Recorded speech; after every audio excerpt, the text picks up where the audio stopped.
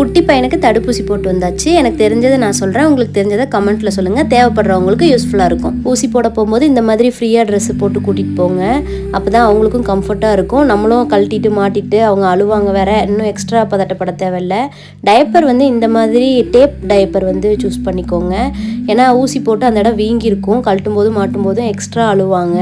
So இது அந்த ஊசி போட்ட இடத்த டிஸ்டர்ப் பண்ணாமல் போட்டு விட்டுறலாம், கழட்டி விட்டுறலாம். இது ஈஸியாக இருக்கும். இன்னும் பெஸ்ட்டாக கொஞ்சம் பெரிய சைஸாக வாங்கிக்கிட்டோம் அப்படின்னா இன்னும் கொஞ்சம் ஃப்ரீயாக இருக்கும்.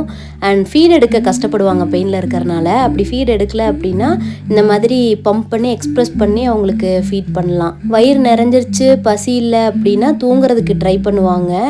அண்ட் காலை அசைச்சு இன்னும் எக்ஸ்ட்ரா பெயின் ஃபீல் பண்ணி ரொம்ப அழுவாங்க. அப்படி அழும்போது கனமான சாஃப்டான டவலில் சுற்றி வச்சுக்கலாம். அப்படி இல்லைன்னா இந்த மாதிரி பெட் இருந்துச்சுன்னா, காட்டன் பெட் அந்த மாதிரி இருந்துச்சுன்னா கொஞ்சம் காத்தோட்டமாக விட்டுட்டு அந்த காலை மட்டும் அணைச்சா மாதிரி இப்படி நெஞ்சோரமாக அணைச்சி இதமாக வச்சுக்கிட்டோம் அப்படின்னா கொஞ்சம் கொஞ்சமாக அழுறது கண்ட்ரோல் ஆகி வயிறும் ஃபில்லாக இருந்துச்சு அப்படின்னா தூங்கிடுவாங்க. அண்ட் தாய்ப்பால் எடுக்க இன்னும் சீக்கிரமாக ரெடி ஆயிடுவாங்க. ஸோ ஃப்ரீக்வெண்ட்டாக ஃபீட் பண்ணிகிட்டே இருந்தோம் அப்படின்னா பெட்டராக இருக்கும் அவங்களுக்கு. அண்ட் இன்னொரு டிப்பு நான் சொல்கிறேன், உங்களுக்கு முதுகு வலிலாம் இருந்துச்சு அப்படின்னா உங்கள் வீட்டில் குட்டீஸ் இருந்தாங்கன்னா இந்த மாதிரி கால் மசாஜ் எடுத்துக்கோங்க, இதமாக இருக்கும்.